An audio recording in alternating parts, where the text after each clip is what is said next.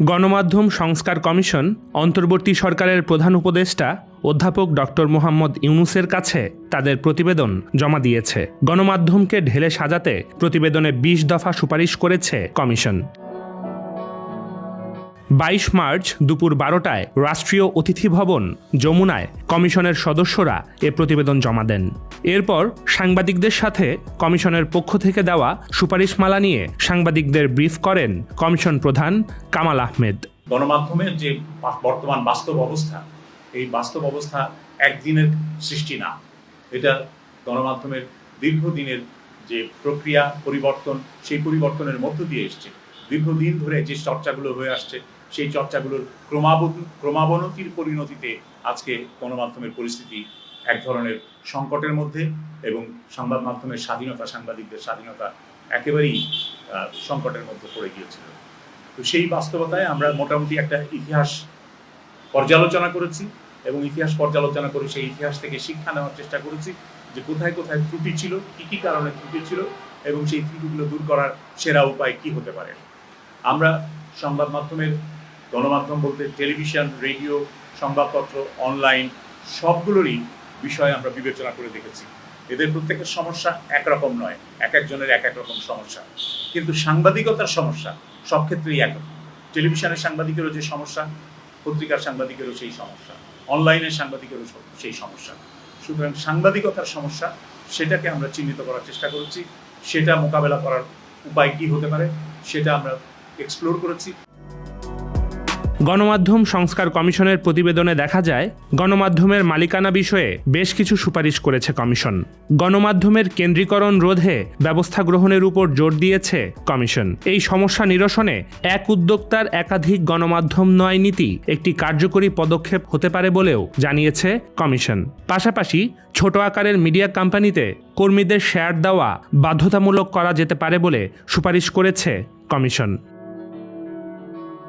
প্রতিবেদনে press council ও বিগত সরকারের প্রস্তাবিত সম্প্রচার কমিশনের পরিবর্তে গণমাধ্যম নিয়ন্ত্রক সংস্থা হিসেবে বাংলাদেশ গণমাধ্যম কমিশন প্রতিষ্ঠার প্রস্তাব দিয়েছে কমিশন। কমিশন চায় সরকারের নিয়ন্ত্রণ মুক্ত বাংলাদেশ গণমাধ্যম কমিশন।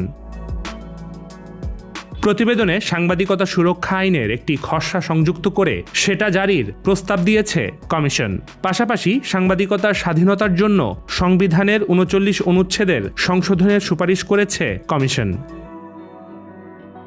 এদিকে বিটিভি, বাংলাদেশ বেতার ও বাসস এই প্রতিষ্ঠান তিনটির সম্পদ, দক্ষতা ও সৃজনশীলতার সর্বোত্তম ব্যবহার নিশ্চিতে প্রতিষ্ঠানগুলোর সমন্বয়ে বাংলাদেশ সম্প্রচার সংস্থা বা জাতীয় সম্প্রচার সংস্থা তৈরির সুপারিশ করেছে কমিশন। প্রতিবেদনে কমিশন জানায়, সংবাদপত্র শিল্পে সংকট বাড়ার পেছনে সুস্থ ও স্বচ্ছ প্রতিযোগিতার পরিবেশ নষ্ট হয়ে যাওয়া অনেকটাই দায়ী। সুস্থ পরিবেশ ফিরিয়ে আনতে নানা সুপারিশ পেশ করেছে কমিশন।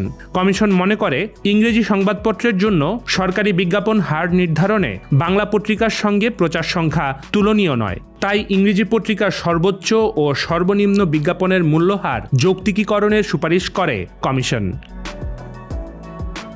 সাংবাদিকতায় আপোসকামিতা ও দুর্নীতির ঝুঁকি কমাতে সাংবাদিকদের আর্থিক নিরাপত্তা ও শ্রম আইন সম্পর্কিত সুপারিশ করেছে কমিশন। প্রতিবেদন অনুযায়ী সারা দেশের সাংবাদিকদের স্থায়ী চাকরির শুরুতে অভিন্ন ন্যূনতম বেতন সরকারি প্রথম শ্রেণীর গ্যাজেটেড কর্মকর্তার মূল বেতনের সমান করার সুপারিশ করা হয়েছে কমিশনের পক্ষ থেকে। ঢাকায় জীবনযাত্রার ব্যয় অত্যধিক বেশি হওয়ায় ঢাকায় নিয়োজিত সাংবাদিকদের মূল বেতনের সাথে ঢাকা ভাতা দেওয়ারও সুপারিশ করেছে কমিশন। অপতথ্য মোকাবিলায় প্রতিটি বার্তা কক্ষে ভুয়া তথ্য যাচাইয়ের সুনির্দিষ্ট ব্যবস্থা প্রবর্তনের সুপারিশ করেছে কমিশন। পাশাপাশি অপতথ্য মোকাবিলায় জনগণকে সচেতন করা এবং বিভিন্ন কৌশল শেখানোর ব্যবস্থা নেওয়ার উপর জোর দিয়েছে গণমাধ্যম সংস্কার কমিশন। গত বছরের নভেম্বরে গণমাধ্যম সংস্কার কমিশন গঠন করে সরকার। গণমাধ্যমকে স্বাধীন, শক্তিশালী ও বস্তুনিষ্ঠ করতে প্রয়োজনীয় সংস্কার প্রস্তাব করার লক্ষ্যে এই গণমাধ্যম সংস্কার কমিশন গঠন করা হয়। গণমাধ্যম সংস্কার কমিশনের সদস্য হিসেবে আছেন দ্য ফাইন্যান্সিয়াল এক্সপ্রেসের সম্পাদক ও সম্পাদক পরিষদের প্রতিনিধি শামসুল হক জাহিদ, ঢাকা বিশ্ববিদ্যালয়ের গণযোগাযোগ ও সাংবাদিকতা বিভাগের অধ্যাপক Gitiara Nasreen, association of television owners অ্যাডকোর সভাপতি অঞ্জন চৌধুরী, যমুনা টেলিভিশনের প্রধান নির্বাহী কর্মকর্তা ফাহিম আহমেদ, আমার দেশের নির্বাহী সম্পাদক সৈয়দ আবদাল আহমেদ, দ্য বিজনেস স্ট্যান্ডার্ডের উপসম্পাদক টিটু দত্তগুপ্ত, ব্রাকের শিক্ষা বিভাগের পরামর্শক Kamrun Nessa Hasan, newspaper owners association of Bangladesh নোয়াবের খণ্ডকালীন পরামর্শক আখতার হোসেন খান, মিডিয়া সাপোর্ট নেটওয়ার্কের আহ্বায়ক সাংবাদিক জিমি আমির, দ্য ডেইলি স্টারের বগুড়া প্রতিনিধি মোস্তফা সবুজ এবং শিক্ষার্থী প্রতিনিধি Abdullah Al Mamun. Desk report, the financial express.